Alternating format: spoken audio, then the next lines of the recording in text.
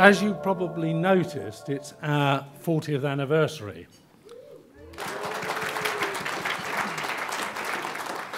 So a little bit different. First of all, I would like just this year, all the nominees in all the categories just to get up and take a bow. Please get up.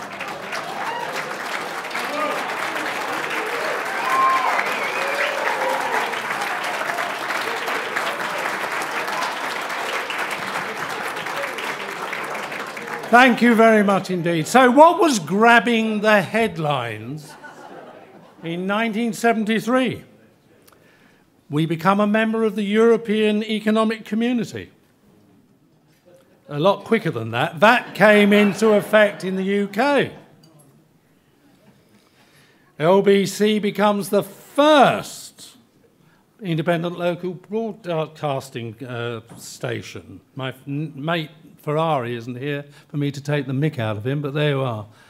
As a result of coal shortages, some of you will remember the 3-day week coming into force. Good old Edward Heath. Pink Floyd, The Dark Side of the Moon. Let's hear it for Pink Floyd.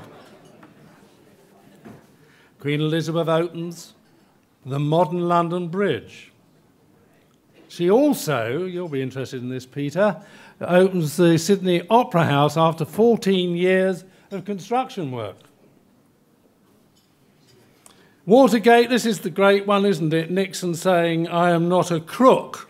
He said that in 1973. The National House Building Council is formed. You all like this, don't you? Yes. I can't even read this. The first large tower block in Barbican, 42 stories, is built in London. Largest at the time. First Open University degrees are awarded. First Pizza Hut opens. There you are. I certainly remember existing on that for a while. Rocky Horror Show opens, first performance, and the first mobile telephone. This was an engineer at Motorola who held a press conference and demonstrated the first mobile phone. This was in 1973, which gave him 30 minutes of airtime and took 15 hours to recharge. And Day of the Jackal and Don't Look Now went on general release. So that's just I don't know how many of you remember all that. Unfortunately, I remember all of it. However, the cost of living, yearly inflation rate was 8.5%. Average cost of a new house, £9,942. Average income before tax, £1,000. And a gallon of petrol was, and this is new money, 0.35p. London at that time was subject to IRA bombs, and the City of London institutions were a mystery to most people. There were no statistics for London for house building. They were all lumped together in national figures in 1973. So there was a certain amount of lack of information. So our speaker this evening, Ben Rogers, Director of Centre for London, amongst other initiatives, is looking at a range of London issues such as innovating for London, and that's London's squeezed middle, average earnings, understanding London's digital economy, and other issues that are important to such an important part of the UK economy. So would you please give a big welcome to Ben Rogers.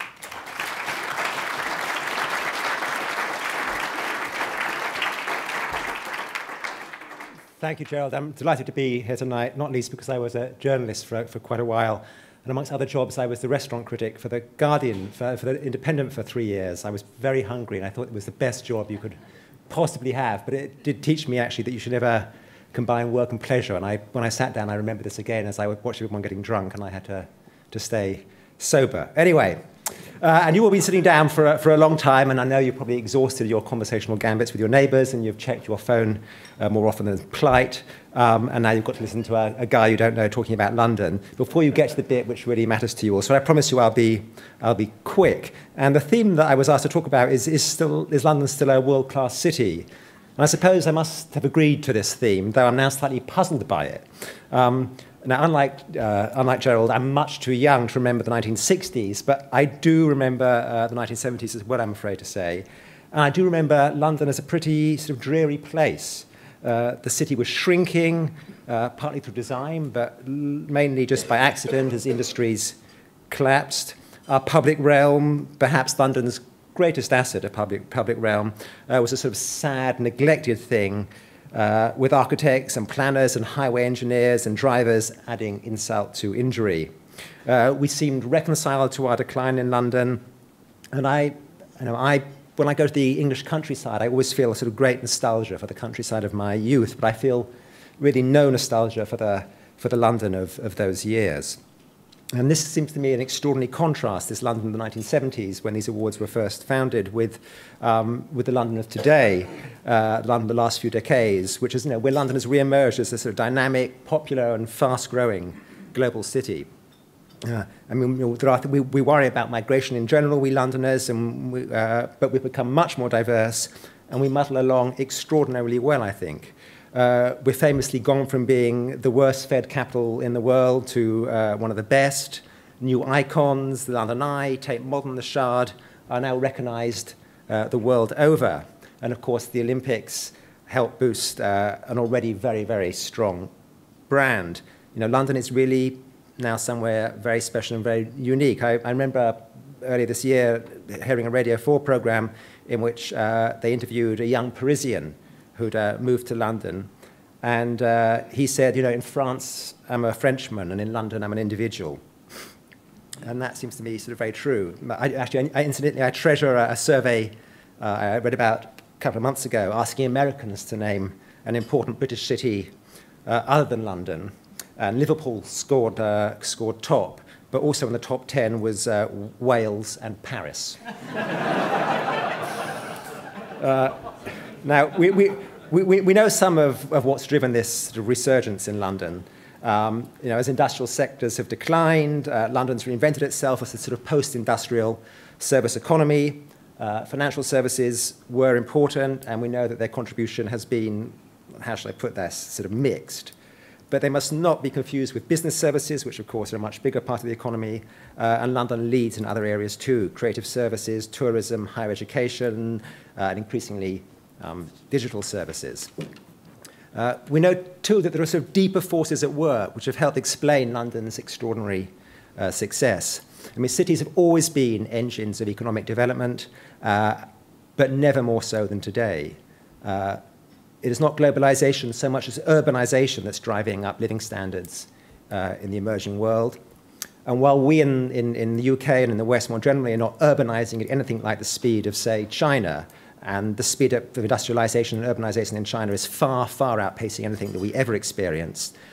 Even in the West, even in the UK, in Europe, the States, cities are playing a more and more important role in our post-industrial economies. I mean, you can produce cars and vacuum cleaners on the edge of a city or in an out-of-town estate, but it's much harder to produce world-beating, innovative, high-value services on the edge of cities.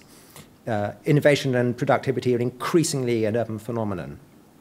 And we're even seeing the decline of the out-of-town campuses and science parks that flourished in the early post-industrial days, what Richard Florida calls the nerdy stands, as high-tech companies move into town. And the innovations that will drive the future economy flourish when I think we increasingly understand in traditional sort of European-style city centres with a rich and vibrant public realm, efficient public transport, and a strong cultural offer: theatres, galleries, restaurants, bars. US cities and even US suburbs are trying now to sort of remodel themselves according to a European pattern, or at least perhaps more fairly according to a New York one. You know, Jane Jacobs has become the sort of great urbanist, I think, set to become the sort of great urbanist of the 21st century. I think, you know, could well be her century. And I've just recently finished a great book, which I recommend to you, by the American cities expert Bruce Katz. And Katz argues that it's a metropolitan revolution, that's the title of his book, sweeping the US. And this revolution, he says, has two parts to it. First, as I've already said, cities are becoming increasingly important drivers of economic development. There's no such thing, he points out, as a national economy. All there is a network, really, of metro economies, of urban economies. But the second part of the metropolitan revolution is that cities are increasingly taking hold of their own destinies. In the States, Washington engages in partisan political bickering, while cities are actually getting their act together and taking their fate into their own hands and setting about sorting problems for themselves. And I've also just read another book. I'm sorry, I'm a sort of bookish guy. Ben Barber's book, If Mayors Rule the World.